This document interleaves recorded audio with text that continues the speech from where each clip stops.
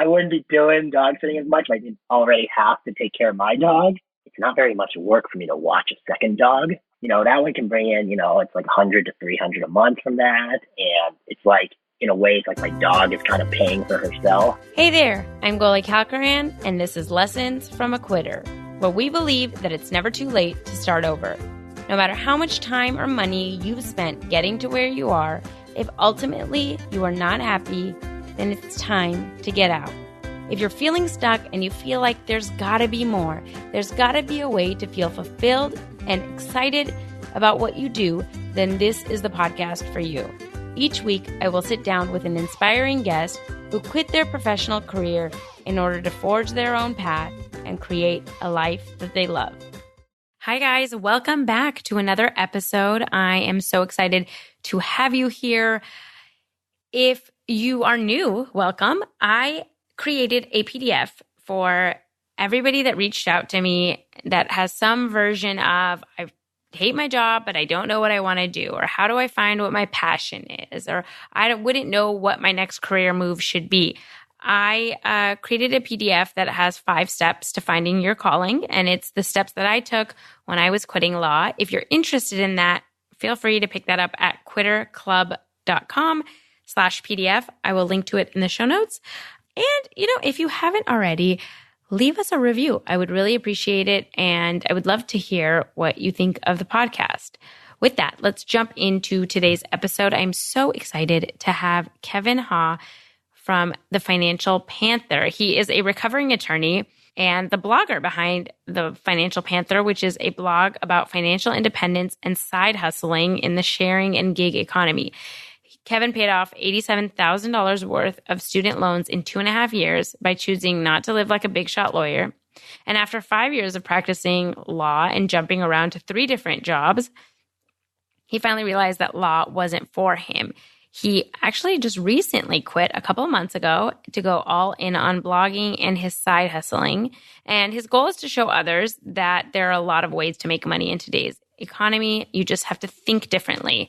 And that's why I love his story. I think he went against the grain of everything that is traditional or quote unquote acceptable by our standards of what we think lawyers do. And I love how he has turned this side passion of trying these gig economies into a career. And his blog is making money and he's growing it now. And it's allowed him to leave a job he didn't love. And so without further ado, let's jump in and talk to Kevin. Hi, Kevin. Thank you so much for joining me today. Yeah, thanks for having me. I'm so excited to get into your story. And I think that you actually might be the most recent quitter that's come on the podcast because you just quit your job only a couple of months ago, right? Yeah, I quit my job at the time of recording this like 6 weeks ago. So I am new to the quitting work. I love it. Well, welcome to the Quitter Club. And we should mention, and we'll get into, you've kind of been laying the groundwork for a while, so it isn't like just out of nowhere, but that's what we kind of want to get into is everything you've been doing. But why don't you give us a little bit of a background of like what your career as a lawyer looked like? Yeah, so I think I did a pretty traditional career route, so I graduated from college, kind of didn't know what to do, ended up taking the LSAT and going to law school, did pretty well there, started off at a big law firm where I worked as a litigator for 3 years. Mm-hmm. During that time, I was kind of really hustling to pay off my student loans really fast so I could kind of give myself a little flexibility.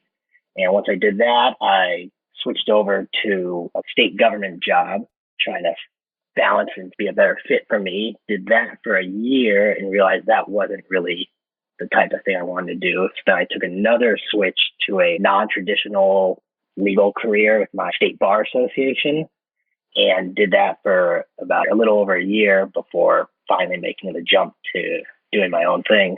Very cool. It's so funny. Your story is so similar to mine. Like I went to a law firm and paid off my loans. I stayed less and then went to government work, and then I didn't make it past government. I ended up just quitting after that, but I relate so much.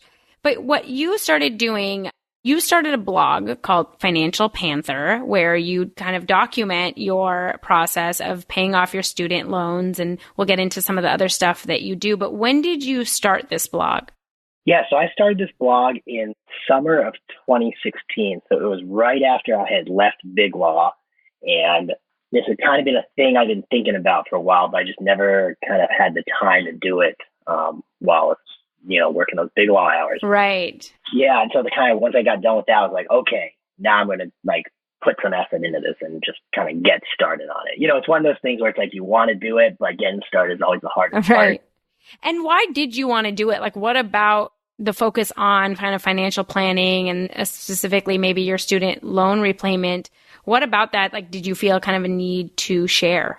Yeah, well, so, when I started in Big Law, I had kind of gotten really into personal finance, then kind of discovered this whole financial independence thing.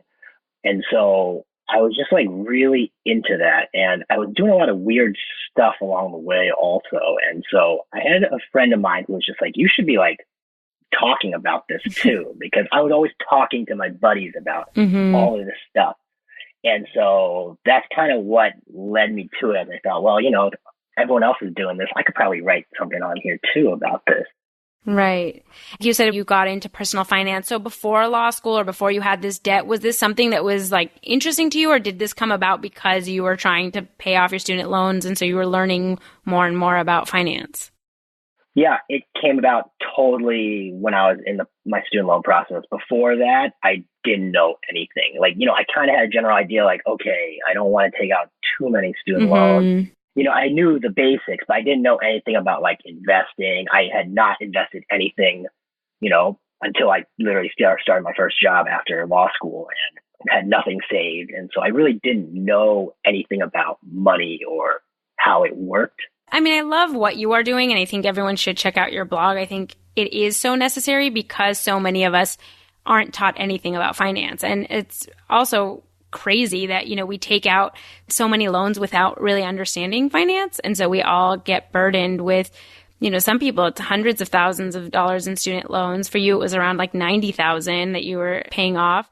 And we're not really even taught afterwards, like, how we should be paying that off and how it's kind of to your detriment to just pay off the minimum payments and all that stuff. So, your friend was right that you should be talking about this because people need to learn this stuff. Right. Yeah. And, I remember when I got done, I didn't know how many student loans I had. I know. I didn't know what the interest rates were. The only thing I did that was sort of right is I went to a law school that gave me a scholarship to kind of like balance it out, because my other choice would have put me way more into student loan debt. I guess I kind of made a good move there. Yeah. What do you think is like the most surprising thing that either you learned or that you wish other people knew about student loans? Because I know there's a lot of people that are still like heavily burdened and are kind of just doing the bare minimum. So like, what is the one thing that you wish people knew? That's a good question. One thing I was surprised about, I actually didn't know this, is that, your student loans are accruing interest while you're in school. And you have no idea about this, because I remember when I got done, all of my student loan interest that hadn't been paid for the last 3 years, it capitalized, which means it like became part of my student loan balance. Right. And if I had known that, I probably would have saved up summer associate money and, been paying the interest down to avoid that. But, it's just like this thing out there that you don't even think about. You just sign papers. Yeah, absolutely. So you were saying that you were doing some weird things. And so I think what you're kind of referring to, and that you have this on your blog too, is you started taking on a lot of these like gig economy jobs on the side, like while you're working as a lawyer to make extra money. I mean, how? Like, why? Why did you start thinking that in addition to being a lawyer, you should like walk dogs, or you should, rent out your room on Airbnb? Yeah. So, that came about. It was really a thing that I just wanted to do more as like for fun and as like a form of stress relief. Anyone who's a lawyer knows that it's like such a, it's a really burdensome job. And I was in like maybe what year was it? So this was my second like full year. And my brother had told me about this thing, Postmates, that he was doing, where he was like biking around and doing deliveries, like food deliveries on his bike. And I was like, wait, really? Like, cause I was like biking to and from work, and I was like biking around for fun. I was like, wait, I could like go around and bike around delivering food. And so that's kind of like how I got into it. I was like, oh, I'm going to start doing that just to see what it's like. And it's kind of like funny because like lawyer, and I was Yeah. like biking home. I would not even like change my clothes. I would literally like bike in like a dress shirt. And I was like delivering food to people on my way home in like a shirt and tie. Oh my God. But I just found it so fun for whatever reason. It was like very therapeutic for me to do this. And I remember I'd wake up on like Saturday mornings and just like go and deliver food and that kind of stuff. It just kind of helped to de-stress and kind of help me out with that aspect of my life. That's so interesting. What about it? Do you think just because it was something that was quirky or like a fun project as opposed to looking at it as like a money-making endeavor, that made it more of like a game or fun for you as opposed to like thinking like, hey, I'm delivering food? Yeah, I think it's the game aspect of it. It just like felt like I'm on a little mission, like up and go do this. And the funny thing is, like any game or really any job or work, you get better at it over time. Right. And so like, when you start off, you kind of like don't really understand what to do. But as you do it more, like I kind of could like figure out like, okay, I know which restaurants are better to pick up from. And, like I can reject this one and I'll get a better one later. And you just kind of just learn the little tricks as you go along on how to like make it work better. And, even the money aspect of it, like it seems like not a lot, but the money adds up over time. So, and since you're biking around, it's like you're getting paid to basically exercise. Right. That's how I thought of a lot of these things. Same with like dog walking and that kind of stuff. It was like paying myself to be outside and exercise. Yeah, it's interesting. On your blog, I think you do take a really interesting approach because it seems like you're just trying to incorporate things that are already happening in your life. Like you were saying, you always have like this extra bedroom, so you just rent it out on Airbnb, or you already have a dog, so you dog sit on this app. And so it's things that kind of can seamlessly incorporate into your life, which I think is a cool, way of not only making money, but just showing like how many things that maybe if you think outside the box, you can use to make like a little side income. Right, exactly. And, most people, when people would hear about this, of course, they'd say, oh, that's stupid. Like, you should just be like working more at your job or doing something law related. And see, I guess I can understand that. Like, okay, I could probably make more money if I, build more hours and try to, get my bonus or something like that. But it's like, I don't want to do that all the time. You know what I mean? Like, I've already been doing that for 12 hours in a day. I don't think I really want to go and after sitting at a desk for 12 hours, go and sit at another desk for another 2 hours or something. But I think what stops us, most of us is this ego part, and it's, the embarrassment factor and what will other people think. And I'm sure that you got, coworkers or family or friends saying like, what are you doing delivering food for Postmates? Like, that's insane. So how did you deal with that? Yeah, so that is absolutely a thing because, right, as a lawyer, there's like this idea that certain things, certain jobs are beneath you, right? Like you're not supposed to be doing that. Admittedly, I still haven't really figured out that because I never told people at my work, at any work I ever had, that I was doing this kind of stuff. Like I never told them I was delivering food, walking dogs, anything like that. Because I was embarrassed about it. I didn't want them to say, and then also I didn't want them to think like, oh, I'm like goofing off, because this idea, oh, the law firm kind of owns your time, right? So it was those kind of two things. And I do remember I actually had a funny thing where I was leaving work and I got a delivery and I was like, oh, this is like real close by. I'll go grab it. And then I was like on the way to the delivery, I looked at the name and it was the name of a partner. My No. So I then canceled that delivery because I wasn't gonna go deliver that food to them. Yeah, I think that's what stops most people are these things. Right. And, I still haven't figured out how to balance that. One thing from a financial standpoint that is kind of beneficial about doing this kind of stuff is it does kind of keep your ego in check and helps to keep you kind of humble. And, to do well with like money and stuff, it always seems like there has to be some level of humbleness, where you're like happy with what you have and not always trying to get more and more. The curse of the lifestyle inflation. Yeah, absolutely. I think it brings up a really interesting point that has come up in a couple episodes where people, whether they are part of the financial independence movement, like retire early movement, we had Matt and Allie Owen on, and she was saying, once you realize your income, like you can live off of, let's say, $1,000 a month, you realize like you can make $1,000 pretty easily because you're willing to do those things once you've, tried it and realized, it humbles you and it's not that big of a deal and you're not better than doing that. And we recently had Phil Black on the show, and he had quit his big investor job at Goldman Sachs, and he had was trying to figure out what he was doing. He started working as a personal trainer, and I think, again, once you can get past the ego, you start realizing, when I say this a lot on the podcast, of having the confidence that you'll figure it out, but it's leaving that ego behind to do that, right? So it might, if you can humble yourself and get to the point where it doesn't matter, as long as you're not miserable and you're doing something that you're happy, you can make money until you figure out where you need to be. The problem is that most people can't get to that point because they think how can I go from being a doctor or a lawyer or whatever to walking dogs or, delivering food. Right. Exactly right. And, the funny thing is a lot of dog walkers and stuff can make more than, a lot of lawyers can. Yeah. It seems like. I know. We used to talk about that, especially with hours, because you do so many billable hours. And a lot of times, if you just divide the actual hours that you're working, you're working for less than minimum wage, but it's just what society considers, successful versus not. That's exactly right. But so you're saying you didn't mention this, but you did have the blog and you documented what your side income was every month on your blog. So none of your coworkers and stuff saw that? Yeah, well, for a long time, and I was keeping the blog anonymous for a while. When I started off in, 2016, it was a small blog. It was, not well known around there. And then, over the years, it's gotten bigger and bigger.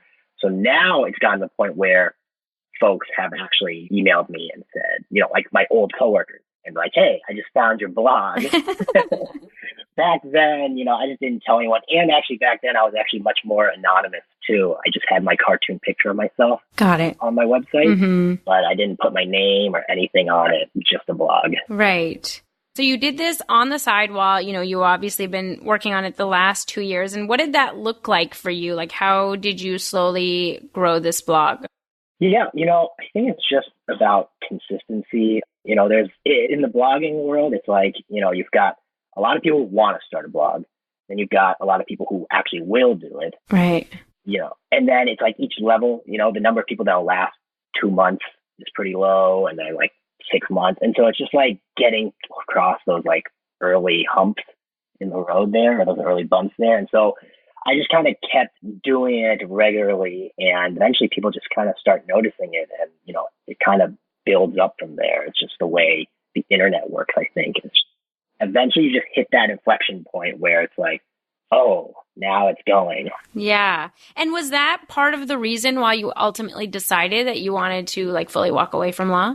Yeah. So, when looking back, if I take a step back at the way my work history works, I've always and this happens with a lot of lawyers, where if you look at a lot of lawyers, you see they kind of jump around from job to job, right? Yeah. And it always seems like people are trying to find that perfect law job, right? And it's because we're always working in that framework, okay, I went to law school, so the only thing I can do. I know you had to deal with that for sure. It's you knew big law wasn't for you, so then you made the move to public defender. I know it was challenging work, it was rewarding work, but it wasn't the work you right. It wasn't the thing for you, that really worked for you. And most people won't have the guts or won't even think about, okay, well, maybe I do something else. They'll just go to a different type of law job. That's what I was doing too, because I had 3 different types of law jobs in the last 5 years, and it's I was just constantly looking for that job that I thought would be the one that I could do while I would kind of work on this blog on the side. And I kind of thought, well, I'll just do that for 30 years until I retire one day. But eventually I just kind of starting to think more out of that framework of law is the only thing I can do, and maybe instead I could try, creating something. Yeah, I had the same exact path, I think. And what's interesting now, other people that are doing the same things, I think it's all about if you kind of take the blinders off maybe a little bit and look around, and what I'm trying to do with this podcast really is once you start seeing the possibilities, I think a lot of times when you're stuck in that framework of I have to find a law job, it's because that's sort of all you've known, and you've been following this traditional path, and everybody else is doing law jobs, and maybe you go in-house or you go to a small firm and you see if that works.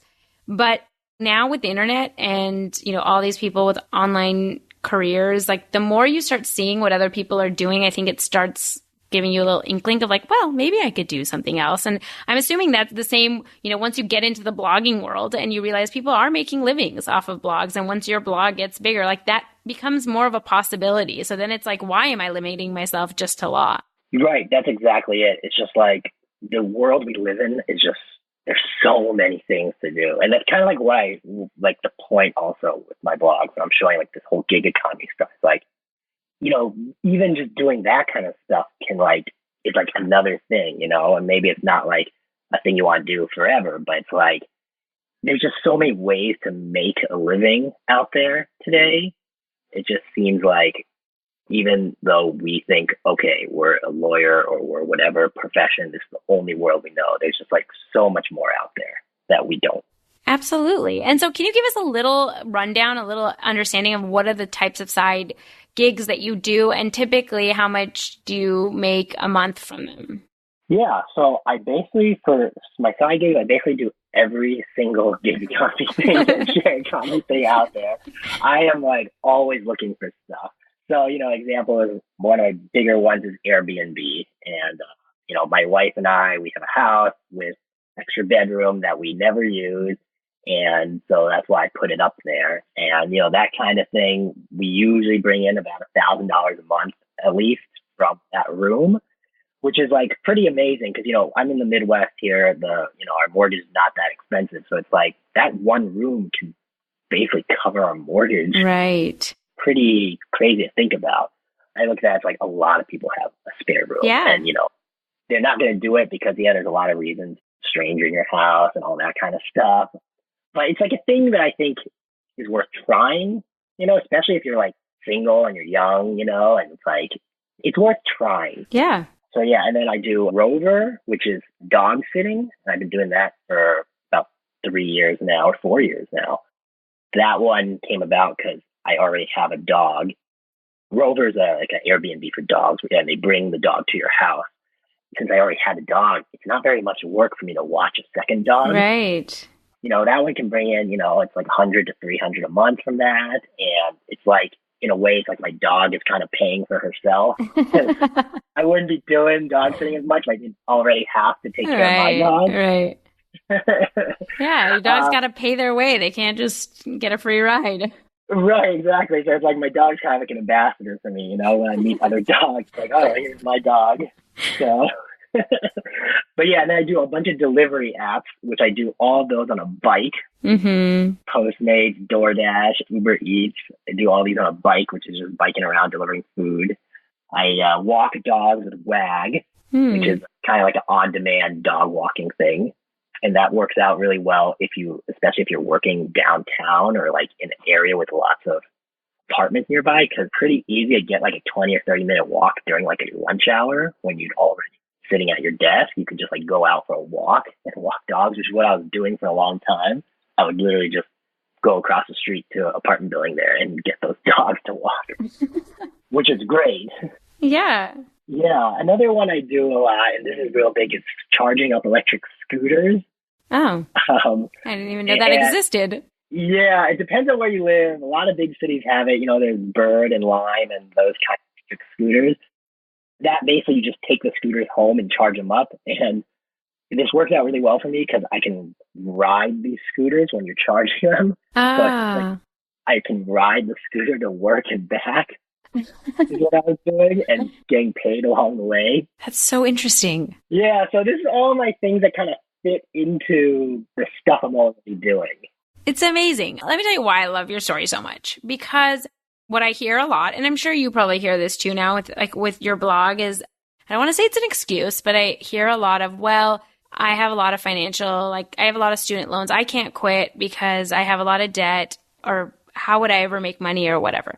again, I think the reason I say it's an excuse is because there are things that we can all do, right? So with financial debt, there's tons of people that have debt that have paid it off. And there's ways to do that. You either have to like spend less than you are spending, or you have to make more money. And so you have to figure out, what does that mean? But what stands in people's way is, again, like the ego.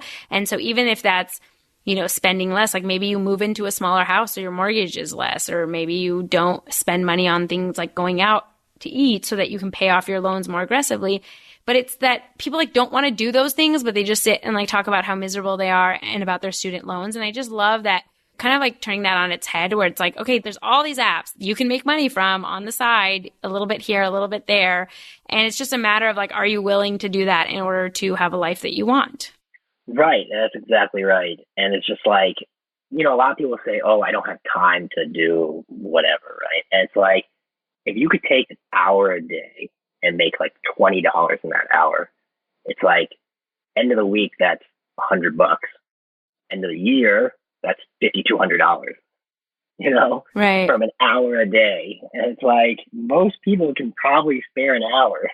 Yeah, absolutely. Another thing I think that your story kind of highlights, which I'm noticing a lot of times when venturing out, what people get caught up on and they think like they don't have anything else that they can do. But what I've noticed is a lot of people just document what they are doing. Okay. So like whether it's in a blog or, whether for me, like this podcast, I just like pick people I want to talk to and talk, or for you now, like this has now become a project where I'm sure you try other gigs just so that you can write about them. And I've seen this so many times where, I know there is an author who he became an author because he quit law and he rode his bike from Portland to Patagonia. Now that took like a year and a half, and that's very dramatic, but it's just like you can also do things and document them and try to create, whether it's a side gig or a blog or a full-on job off of you trying something and telling people about it. Right. Yeah. I think that there is like such a demand for like content, people like want to read and hear and watch stories about people doing things that are kind of like different. And so it's like, a lot of people say, will tell you like, oh, there's like too many podcasts, too many blogs, right? Like we can't do it now, right? And I think about that, I'm like, did people say that like after the printing press was invented? And it's like, there's too many books now, yeah. right? It's yeah. like, you walk into a bookstore and there's like 1 million books every year, right? It's like people want to read things. And so it's like creating stuff, I think is like, and obviously I'm still very new to this, but I just think there's a lot of potential in just creating stuff for people and content for people. Yeah, I couldn't agree more. I think that there is absolutely room because it's said in different ways and we're all looking for someone that we relate to. And it's funny that you say that because like nobody's going to law school and they say, oh, there's too many lawyers in this world, I should not go. I don't know why we don't think about it in that way, but we think about it when it comes to like, we don't want to put ourselves out there. And I think you're 100% right. Like nobody ever says, there's too many singers, I won't try to be a singer. Like if the person wants to be a singer, that's what you go after. And same with anything. I think like podcasts, blogs, if you have something to say, which we all do, there is room.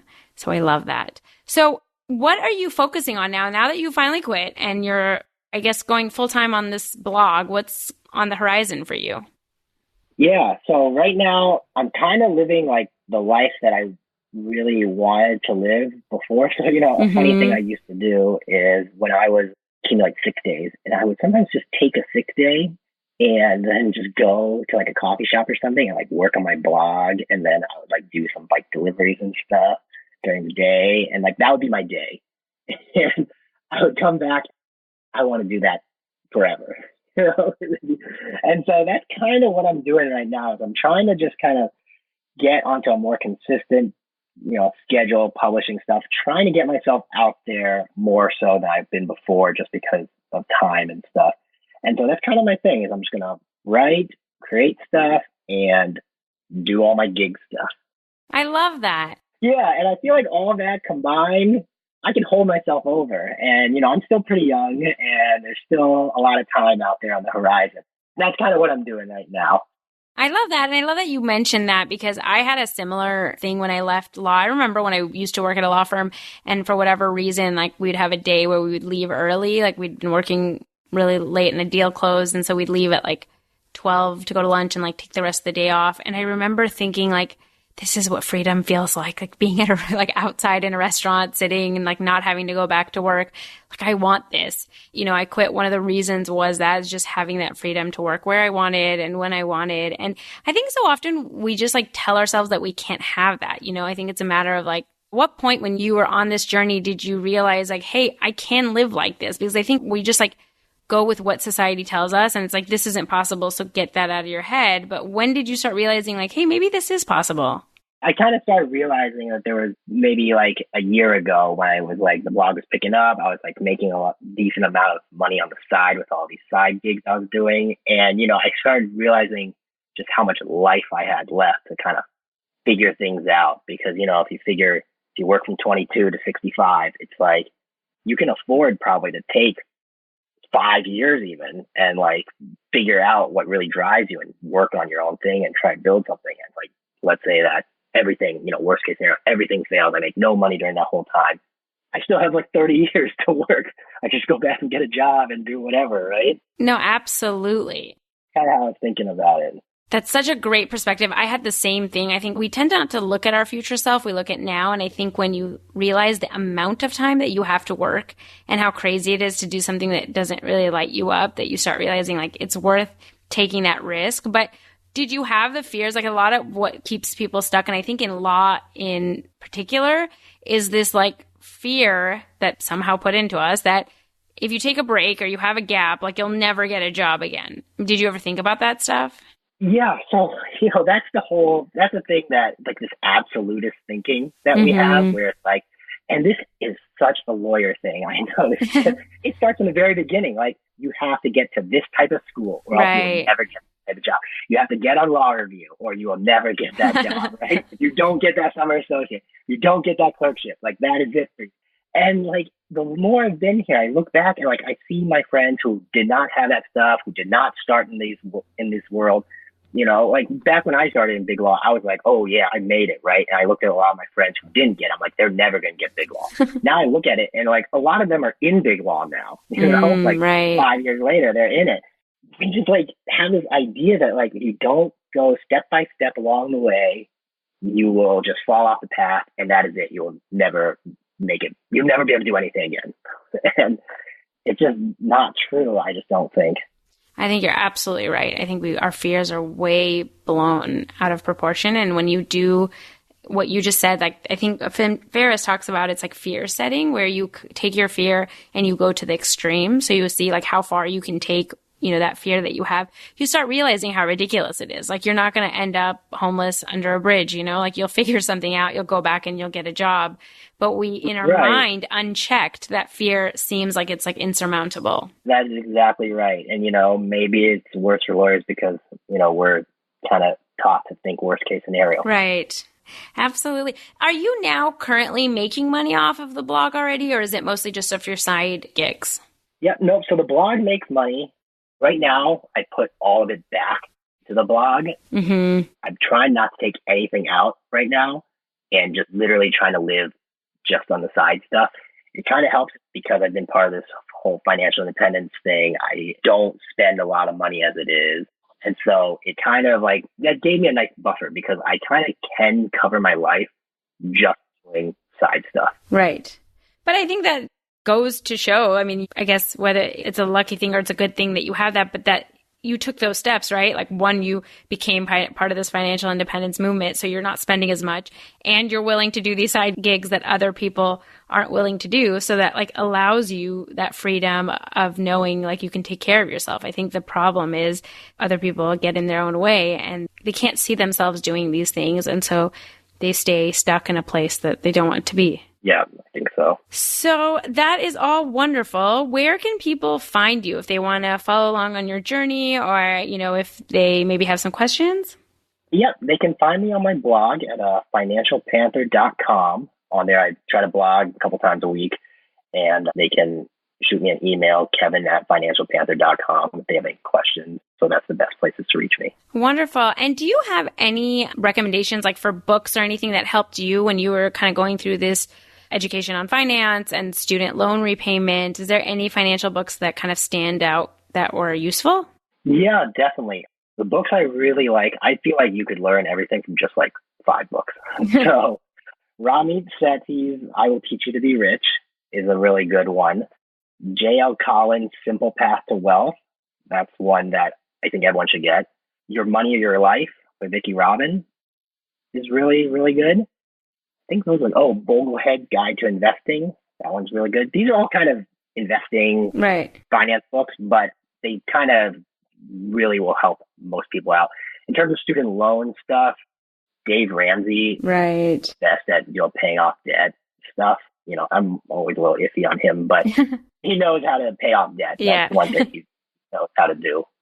I feel the same way, but those are super helpful. Thank you. I will link to all of those in the show notes in case you weren't able to write that down. Kevin, thank you so much for joining us. This has been a lot of fun. Yeah, thank you so much for having me on the show. How interesting is Kevin's story? I love how he started Financial Panther. And here are my top 3 takeaways from this episode. 1, learn about your finances. A lot of times we bury our head in the sand with things that we don't understand, but that's not going to fix anything. So especially if you are holding off on quitting your job because you have debt, get on top of it. You don't have to quit now, but start planning so that you have the freedom to do what you want in 3 or 5 years. 2, push against what is quote unquote expected by society. Start questioning everything. We've created stories around what is acceptable and what is not. And all of that stuff is just made up, all this status and prestige. And that's a lot of what keeps people stuck because they're quote unquote successful. Start challenging that and really figure out where that comes from and how is that keeping you stuck in something that you might hate. And 3, figure out a side hustle that you could do for fun. I love, that he started delivering food because it was a game for him because he was getting to ride his bike more and he made it a little challenge. And maybe not everyone would feel that way, but I do think a lot of times we revert back to like, I could work more hours. And yeah, maybe you could. Maybe that's an easier way of making money. But if it's already something you don't like, that's just going to make you more unhappy. So maybe think about doing something on the side, even if it's not your dream career, but just something that you can have fun with and make a little extra income. And with that, I will leave you guys until next week. Thank you so much for listening. I can't tell you how much it means to me. If you liked the podcast, please rate and review us on iTunes. It'll help other people find the show. If you want to connect or reach out, follow along on Instagram and Facebook at Lessons from a Quitter and on Twitter at Quitter Podcast. I would love to hear from you guys. And I'll see you on the next episode.